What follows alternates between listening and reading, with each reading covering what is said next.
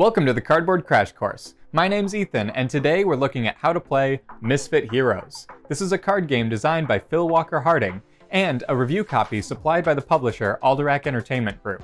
In the world of Absurdia, characters and attributes have collided to make a fully unique deck of cards with thousands of combinations. You fight to become the new representative of this strange land by recruiting the best gang of Misfit Heroes. Without further ado, let's check out how these cards are created and how to play.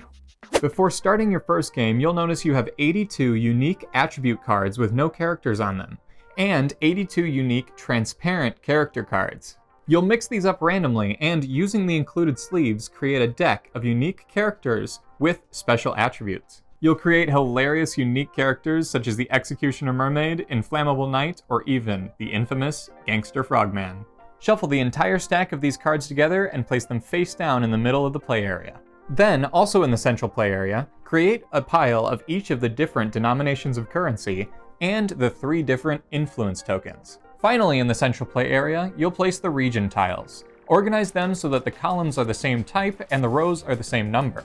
If you're playing in a 4-player game, you'll use all of the regions. If you're playing in a 3-player game, remove the 11s. And if you're playing a 2-player game, like the one we're setting up for now, also remove the 9s. We'll randomly choose a start player and give them the start player token.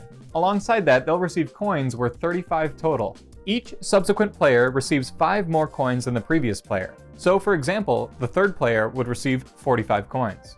We'll then give each player a reference card and deal them 5 cards randomly from the deck as their starting hand of cards. Now, part of what makes Misfit Heroes so intriguing is that card building mechanism at the start of the game. Now, obviously, it's a lot of work to put together an entire deck of cards before every game, so the game doesn't actually expect you to do that. Instead, after the first game, for all future games, deal 4 cards to each player before setting up. Shuffle all of the characters and attributes between all of those cards, and then shuffle them back into the deck. You'll then proceed to normal setup from there, with everybody receiving 5 cards before the start of the game. This will slightly alter the deck and allow for a few more characters to show up that you've never seen before. Now that we're done with setup and we're ready to play, let's start with looking at what our play area looks like.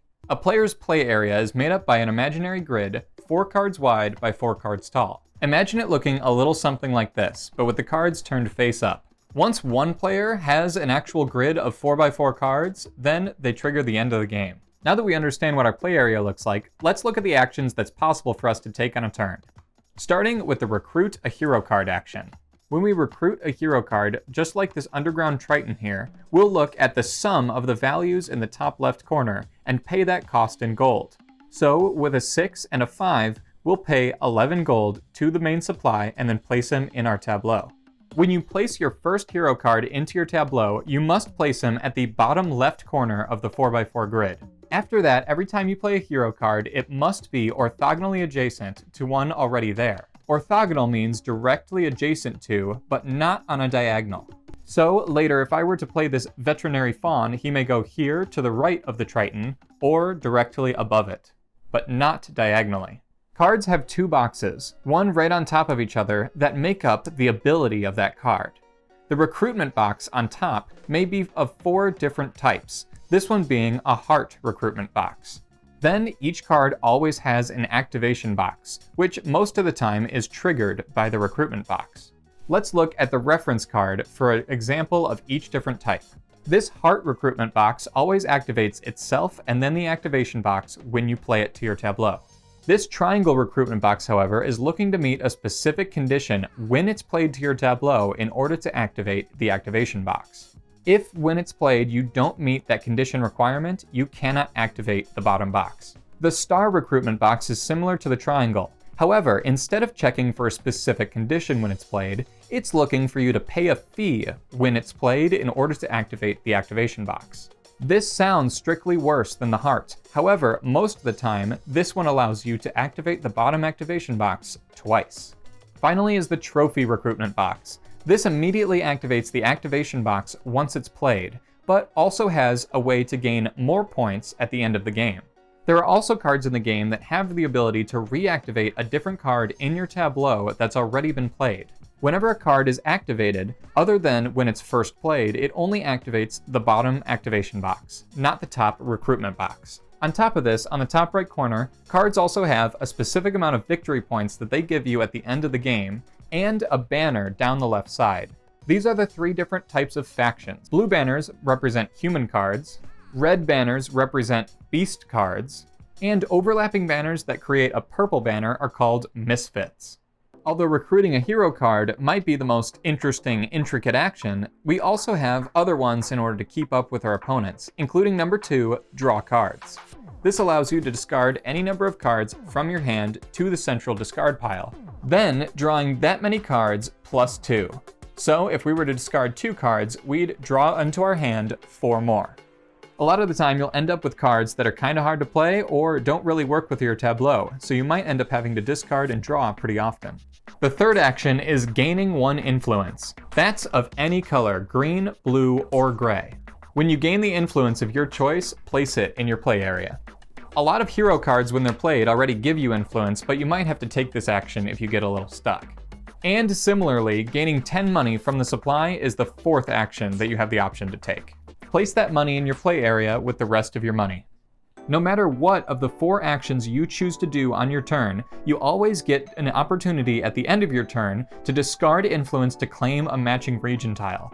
All regions show that they cost 6 of their type of influence on the bottom right, and are worth a different amount of victory points depending on the number on them at the end of the game, just like those trophies are on your hero cards. Forests, oceans, and mountains are all pretty self-explanatory, but cities instead are worth 2 of each type of influence. If you choose to pay that 6 influence to the common supply, always take the region with the highest point value still available. Finally, the last thing you do at the end of your turn is discard down to your limits. That's 8 cards in hand, 80 money, and 8 of each type of influence. Once you're done with your turn, pass it to the next player. Each player will take 1 action on their turn and then have an opportunity to claim a region tile. This will continue around the table as many times as it takes until one player has placed their 16th card in their tableau.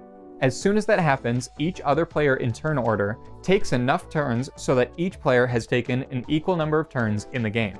So if the second player of 4 in turn order were to end the game, the 3rd and 4th are allowed to play one last turn before it officially ends. Once that happens, we'll count up our points to determine a winner. Points are counted like so. Like I said earlier, the points that each card is worth in your tableau is up on the top right corner, and the points that each region tile is worth is printed right on the tile itself. You'll also gain an extra point for each leftover influence that you have, of any color, and an extra point for each of 10 coins that you have left over. Any remaining coins aren't worth anything. Using the booklet provided, this can help counting up all of these, especially for younger players. After counting up all of these, the player with the highest amount of points wins the game. If there's a tie, the player with the most amount of cards still left in hand wins the game, and if there's still a tie, just enjoy your shared victory. Keep in mind that most of the complexity for this game comes in the triggering of different abilities on the actual cards.